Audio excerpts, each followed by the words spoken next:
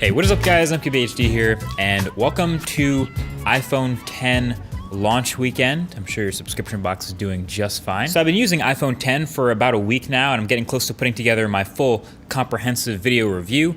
But in the meantime, at this point, iPhone 8 and iPhone 10 are on sale next to each other in stores starting right now. So I figure it makes sense to make a quick video highlighting the differences between these two. What makes iPhone 10 iPhone 10 and what makes iPhone 8 iPhone 8. Of course, there are plenty of other unique phones out there, especially this year. This has been, I think, a really great year for phones. But let's face it, there's still a lot of people who are just picking between these two, iPhone 8 or 10. So if you're one of those people, then this video is for you. So first of all, the most obvious difference is the design. And I'm pretty pumped to finally have a different looking design for this iPhone 10. And even if most of the rest of the phones are nearly identical, I think having a new design is what really makes people feel like they have a new iPhone this year. The bigger screen and the smaller footprint, finally it feels very 2017. And we all know Apple also likes to do like a little something every year just so you can look at your phone and know like, yeah, this is the newest iPhone. So this year, obviously the camera module tilted 90 degrees. You can tell from pretty far away that that's the new iPhone. And then of course the nearly unmistakable top-notch display. Get it? Top-notch. It's okay. But it's true. That's the characteristics that make it seem really new. iPhone 8, on the other hand, is familiar. Nearly the exact same design as last year and the year before and before that, with the bigger bezels, the fingerprint sensor, and the home button on the front.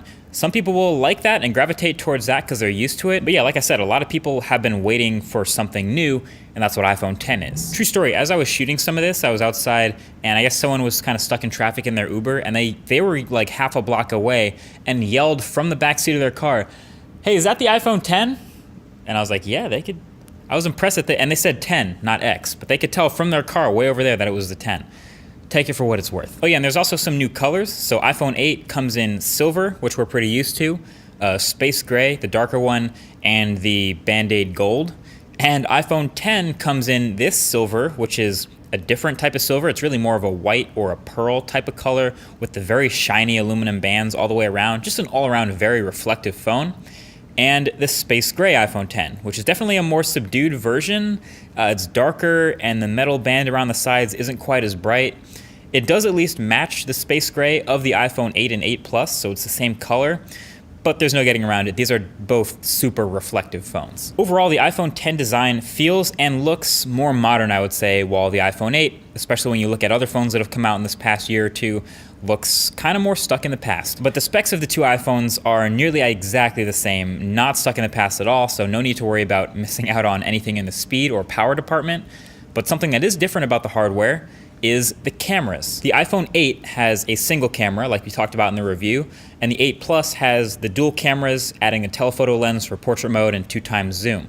iPhone 10 has actually exactly the same sensors as iPhone 8 Plus, but with slightly better glass, so a slightly wider aperture to let in more light, and now both lenses are optically stabilized instead of just one. So you can expect slightly occasionally better performance with things like zoomed in video and zoomed in photos and low light performance for portrait mode shots. It's not a huge difference maker so far from my experience.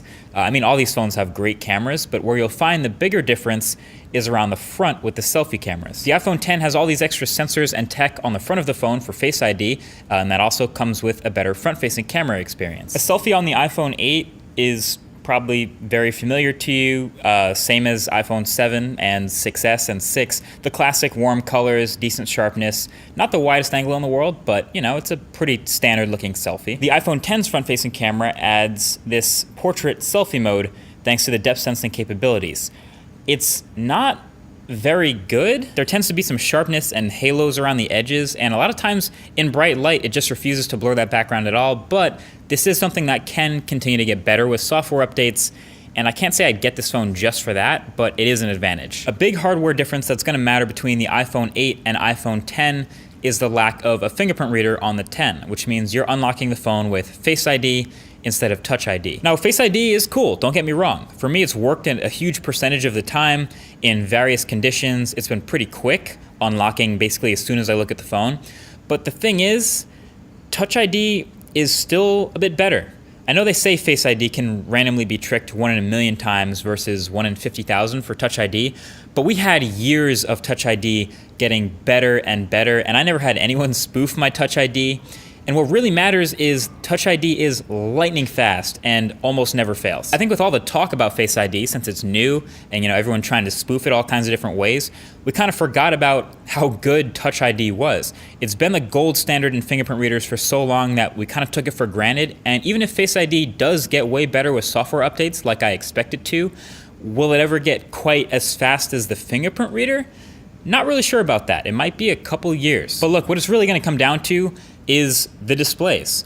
That choice of putting a display in between two huge bezels and a home button and a fingerprint reader versus stretching the screen all the way across the entire front of the device, that choice makes all the difference in the world. There are a bunch of gestures to learn when using the iPhone X. Some of them easy to remember, some of them a little bit more interesting.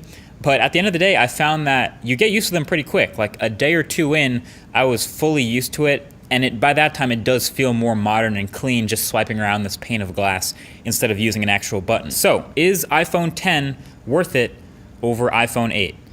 Well, obviously the full review is still coming soon, so that'll be the full wrap-up of everything. But I think the question, is it worth it, comes down to the difference in price. The iPhone X starts at $1,000. The iPhone 8 starts at $150 less. And you kind of pay that off over time if you go on the monthly plan. I think there's no question iPhone X is a better design than iPhone 8. The real question is it a better phone? And that'll be decided pretty quickly by you from using it. So either way, thanks for watching. Hopefully you stay tuned for the full review and all the videos upcoming. But that's been it. Talk to you guys in the next one. Peace.